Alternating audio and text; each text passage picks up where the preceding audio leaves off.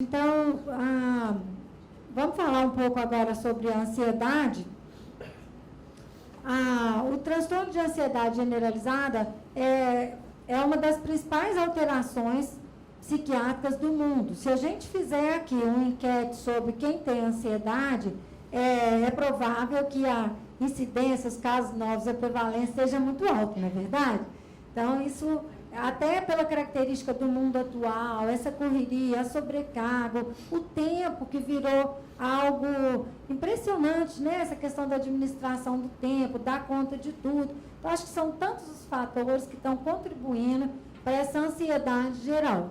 Inclusive as tecnologias e os afastamentos por celular, o distanciamento do ser humano, né?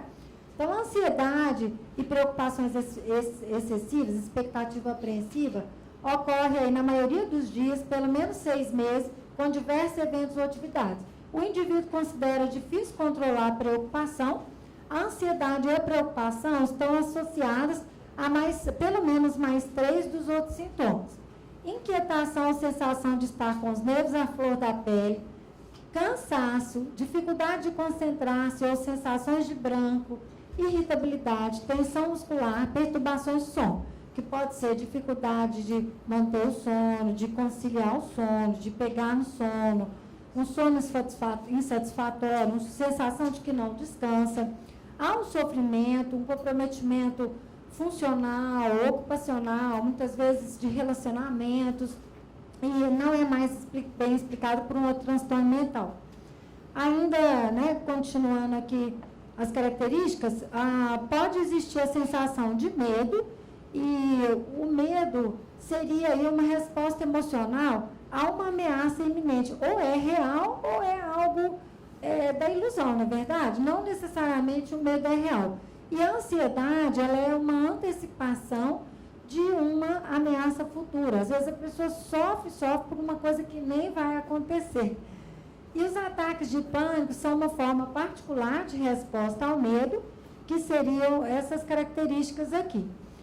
Então, um surto abrupto de medo intenso ou desconforto, que alcança um pico em minutos, durante o qual ocorre 4 ou mais dos seguintes sintomas: palpitações, taquicardia, sudorese, tremor ou abalo, sensação de falta de ar ou sufocamento, dor ou desconforto torácico, náusea ou desconforto abdominal, sensação de tontura, irritabilidade, vertigem, desmaio, calafrios ou ondas de calor, parestesias, desrealização, que seria uma sensação de que aquilo é irreal, de que aquilo não está acontecendo, despersonalização, sensação de que não é ele que está vivendo aquilo, que não é ele mesmo, medo de perder o controle ou enlouquecer e o medo de morrer. Então, é uma situação de extremo sofrimento e que causa desse paciente chegar no pronto atendimento. Se é um idoso com uma situação dessa, acaba que vai se fazer muito mais exames do que o necessário, e é claro que é um diagnóstico de exclusão.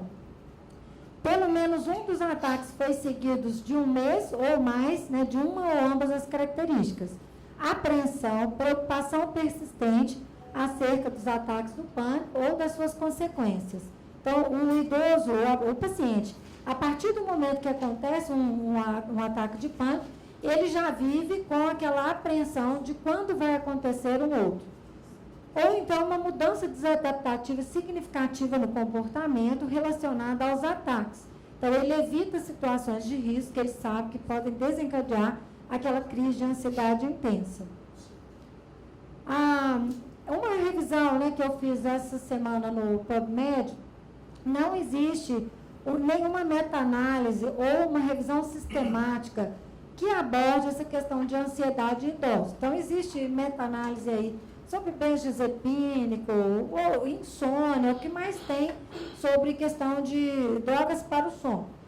E aí eu vi muito artigo também de gerontologia, atividade física, musicoterapia, psicoterapia, terapia comportamental, insônia, enfim, a gente não está tão respaldado do ponto de vista de falar essa droga é melhor, aquela é melhor. Cada caso ainda vai ser um caso. Drogas que têm efeito ansiolítico, mas que não têm indicação de tratamento na ansiedade, álcool, os barbitúricos, antihistamínicos, os antipsicóticos. Os antistamínicos que são sedativos, que são os de primeira geração, por exemplo, a prometazina, o Fenergan, né? Eles são drogas proscritas para idosos. E além do efeito sedativo, eles têm também alto risco de quedas, complicações anticolinérgicas, enfim, não são drogas que a gente vai passar nem perto. O melhor resumo que eu achei com relação ao tratamento da ansiedade foi esse, né, de um artigo. Então, o que seria? Os transtornos aí de ansiedade social, então, os inibidores seletivos de recaptação de serotonina, mais a terapia comportamental. Os transtornos aí de ansiedade social, beta-bloqueadores, mais a terapia comportamental. As fobias específicas, né? Por exemplo, fobias animais, fobias a estar em um lugar fechado, terapia comportamental. Os transtornos obsessivo-compulsivos, os inibidores seletivos de recaptação de serotonina, inibidores seletivos de recaptação de serotonina e norepinefrina, terapia comportamental, os estresses pós-traumáticos também, os antidepressivos, ansiedade generalizada, os antidepressivos, atividade de treinamento, de relaxamento, aí entra meditação, yoga, oração para quem tem crenças religiosas, as alterações de ansiedade do ponto de vista de desordens médicas, por exemplo, um hipertiroidismo, um feocromocitoma, o tratamento seria voltado para a doença, né, específica, e pode-se usar aí sintomáticos durante um período, e também a depressão com características ansiosas, o tratamento voltado também para os antidepressivos. Então, no geral, embora, né, aí eu procurei ler vários capítulos de livro, então tem aqui o do Fábio Rocha, que é o do Psicofármacos na Prática Clínica, o próprio tratado, o livro do Hazard, eu fui lendo todos, né, e tentei colocar aqui para vocês de uma forma mais simplificada as conclusões que eu cheguei. Então, dentro do tratamento de ansiedade, parece que os antidepressivos hoje têm um papel de primeira escolha.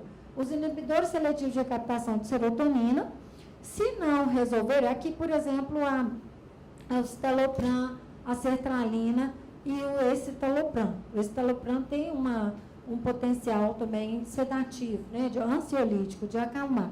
Diferente que eles não são hipnóticos, então tem que ficar bem claro isso, que é uma jogadinha também de prova, aí coloca lá tal droga sedativa, tal droga hipnótica. Os benzodiazepínicos são hipnóticos e sedativos.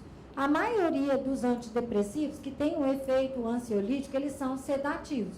E os hipnóticos exclusivos são as drogas as opiclona, os opidem, eles são apenas hipnóticos e eles não têm efeito sedativo, né, ansiolítico.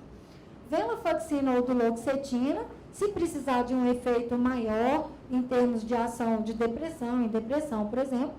Os antidepressivos tricíclicos, que a gente já sabe todas as restrições, não vamos usar no cardiopata, ou a questão de risco de delírio, piora cognitiva, enfim, nós vamos ter que selecionar muito bem qual é o idoso que vai poder usar um triciclo, mas, por outro lado, se é um idoso que eu vou usar uma droga que vai atuar em ansiedade, insônia, depressão e uma incontinência urinária de urgência, por exemplo, se a gente escolher aqui a nortriptilina, talvez eu cause menos mal para esse idoso de escolher uma droga única do que uma droga para cada coisa, não é verdade? A mirtazapina, em doses mais baixas, ela tem um efeito mais sedativo, então 7,5, 15 miligramas, até 30 miligramas.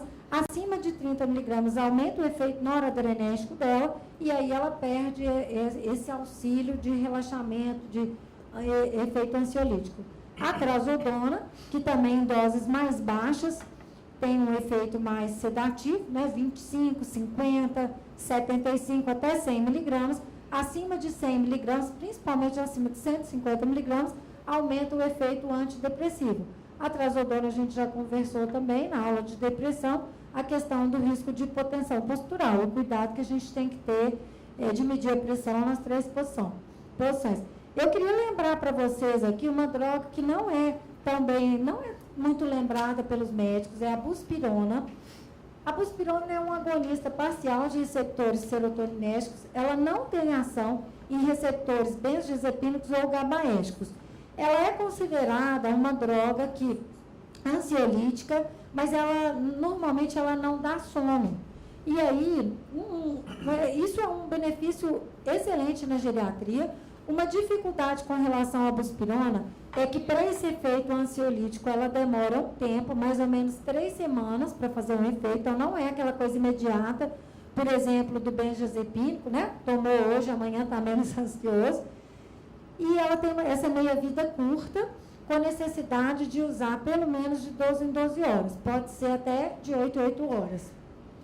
A dose inicial são 5 miligramas, 2 vezes ao dia. A gente pode chegar até 60 miligramas ao dia, que seriam 2 comprimidos de 10, de 8 em 8 horas. A pregabalina também tem vários estudos aí sobre a pregabalina e o tratamento da ansiedade. Aqui está 50 miligramas, que foram as literaturas que eu revi, foi a dose que eu encontrei oficial, mas a gente vê que mesmo com 25 miligramas já pode ter um potencial. Estamos com dificuldade também com relação a achar o Lírica de 25 miligramas, né, que ele foi um excelente ter chegado no Brasil. A gente só tinha 50, 75, 150, 100 miligramas também, e aí seria de 25 até, não acredito que a gente vai precisar chegar a 300 miligramas, mas tudo que a gente puder pensar como uma alternativa para não usar o benzodiazepínico seria interessante. Os benzodiazepínicos são as drogas mais prescritas no mundo inteiro para tratamento de insônia, de ansiedade, com todas as restrições que a gente sabe que são drogas inapropriadas para idosos. Se a escolha for usar um benzodiazepínico, vamos pensar aí no benzodiazepínico de ação mais intermediária, um lorazepam, um alprazolam, com o risco de, quando acabar o efeito, a pessoa ter uma ansiedade rebote. Então, nós ainda temos esse problema. Os de ação prolongada, por exemplo, o clonazepam ou diazepam, a gente sabe que vai acumular dose sobre dose. E os de ação curta intermediária, eles podem, né, realmente acabar o efeito e a pessoa ficar muito mais ansiosa.